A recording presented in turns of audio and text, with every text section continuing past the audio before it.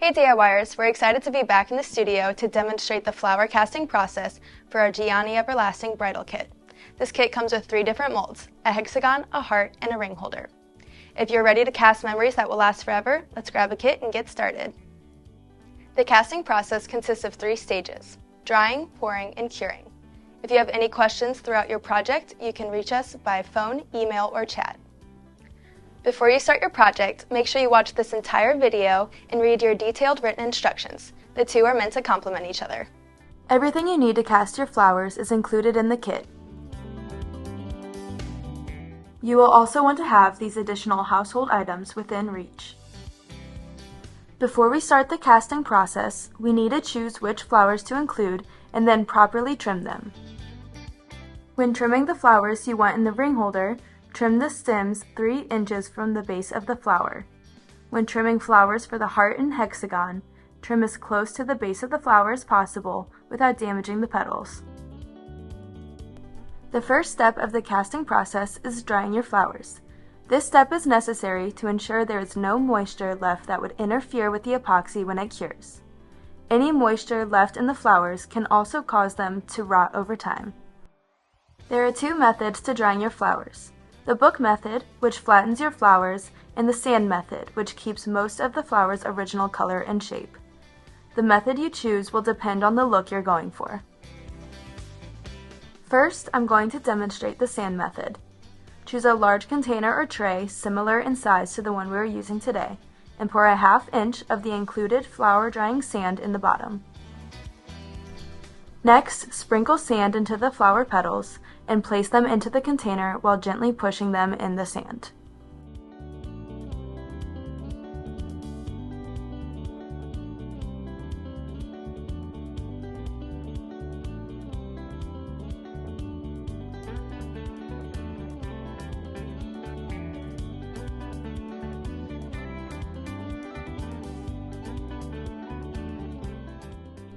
Now, slowly pour sand around each flower, securing them in place. Then pour directly into the petals until they're completely covered. Pouring the sand directly in the petals will help eliminate as much moisture as possible. Cover your tray and let your flowers sit for 4 to 7 days. Dry time will depend on the flower type. Once your flowers are dry, use gloves to gently pour the contents into another container, removing the flowers as you go. Be sure to turn your flowers upside down and lightly shake out as much sand as possible. Being meticulous here will help prevent bubbling once the flowers are in the epoxy. When using the book method, place a sheet of provided drying paper inside the book. Then arrange your flowers so they do not overlap and cover them with another piece of drying paper. Carefully close the book, ensuring the flowers do not move, and place a heavy object on top. The book method takes a little longer than the sand method. You can expect this drying process to take about 14 days. When your flowers are ready to be casted, you can begin setting up your workstation. When choosing a working table, make sure that it is level and out of reach of children and pets. To protect your table and the surrounding area, we recommend that you cover it with the provided drop cloth and tape it to the ground. Before mixing the epoxy, you might find it beneficial to look at examples of flower molds online. We recommend practicing arranging your flowers on a paper plate, as practicing inside the molds themselves can leave unwanted flower and sand debris. Once you're ready to pour, refer to the epoxy fill chart on the back of the included Quick Start Guide to know how much resin and activator you need for each pour. The hexagon and heart molds will each require 2 separate pours, while the ring holder only requires 1.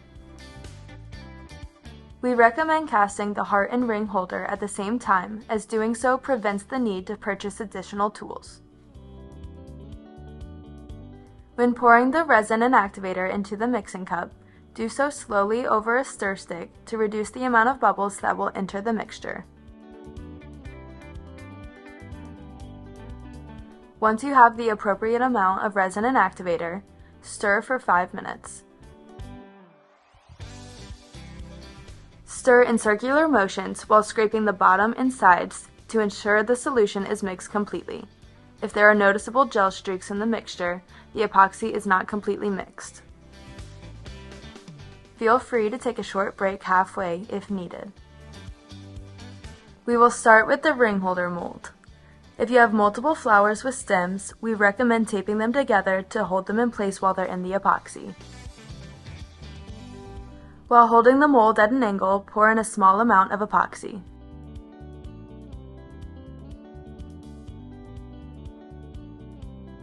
Then take a toothpick and gently scoop the bottom of the ring holder until you see a bubble rise. Next, use the included heat gun to remove any remaining bubbles. Keep the heat gun 6 to 12 inches away to prevent damaging the epoxy. Now guide your flowers into the mold and slowly pour the epoxy until it reaches the halfway point.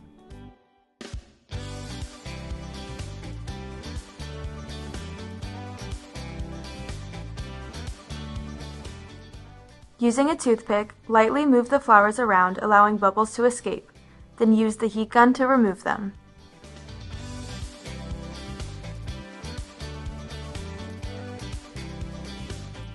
Next, pour the epoxy until you reach just under the rim of the mold.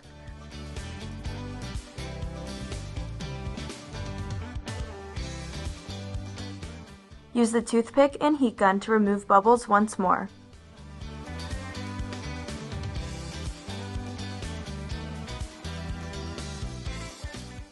Once complete, use a small piece of aluminum foil to hold the flowers in place.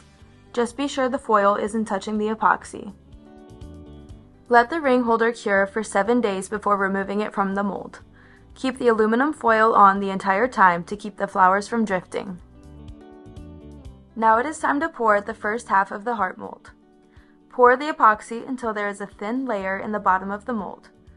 Pouring over a stir stick will help eliminate bubbles. As you did earlier, work in thin layers and remove air bubbles with the toothpick and the heat gun between each pour.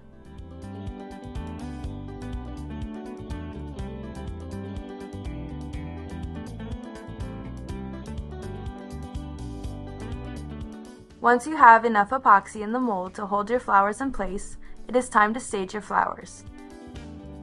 Use the included spoon to thinly coat the flowers and leaves with the epoxy over the mixing cup. Then place them in the mold while referencing your inspiration photos.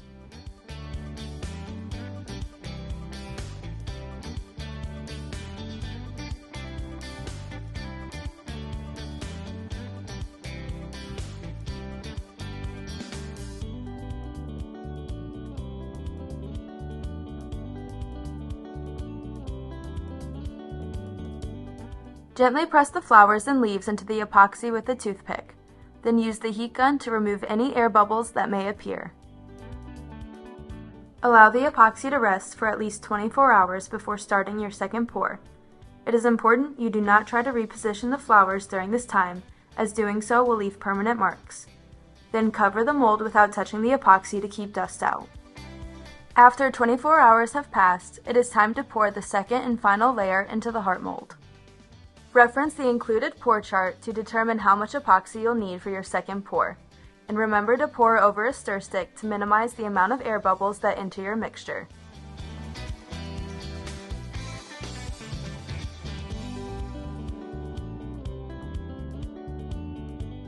After mixing, slowly pour the epoxy on top of the first layer. Work in multiple thin layers until you reach the brim of the mold, and continue to use the heat gun to release air bubbles as you go.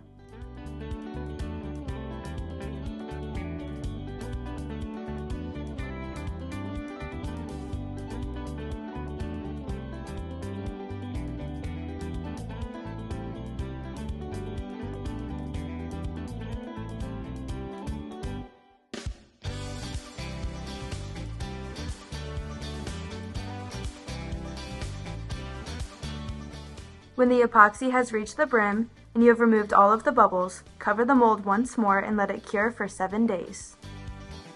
When you're ready to start casting the hexagon mold, reference the epoxy fill chart to determine the appropriate amount of epoxy needed. Repeat the same process as you did for the heart mold. The only difference between these two is the amount of epoxy being used. Stir well for 5 minutes. Remember to pour over a stir stick to minimize bubbles. Use the toothpick and heat gun to remove bubbles as you go.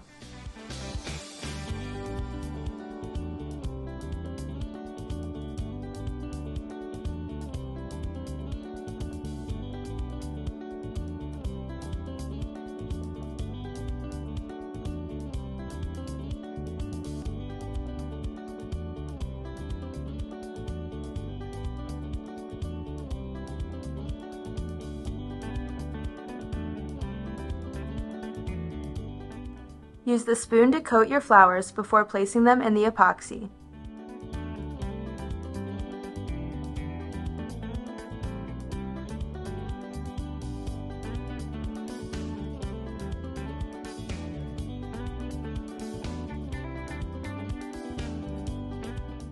When you have reached the halfway point, cover the mold and let it rest for 24 hours. After 24 hours, complete the same process for your second and final pour.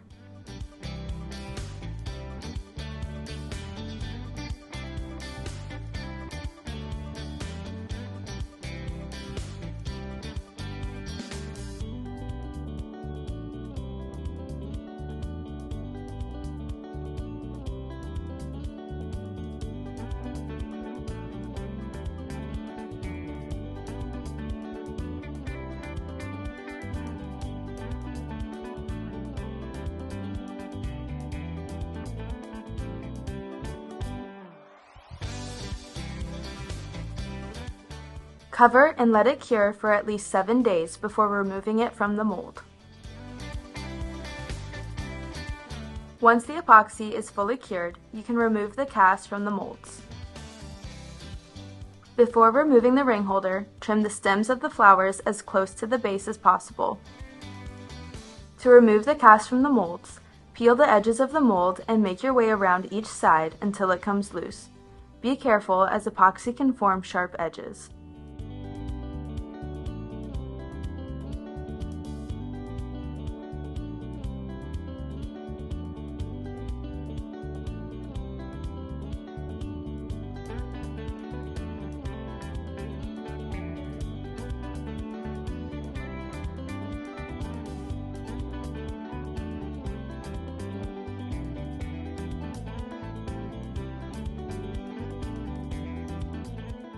If you have any rough edges, this is normal.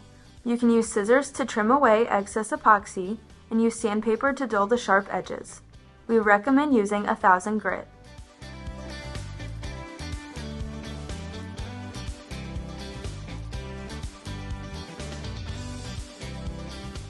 We know you're going to love reliving your special day every time you look at your bridal flowers. Don't forget to follow us on social media and check out our website for additional resources. If you have any photos of your finished product, we would love to see them. Send them to info@gianigranite.com. Thanks for watching!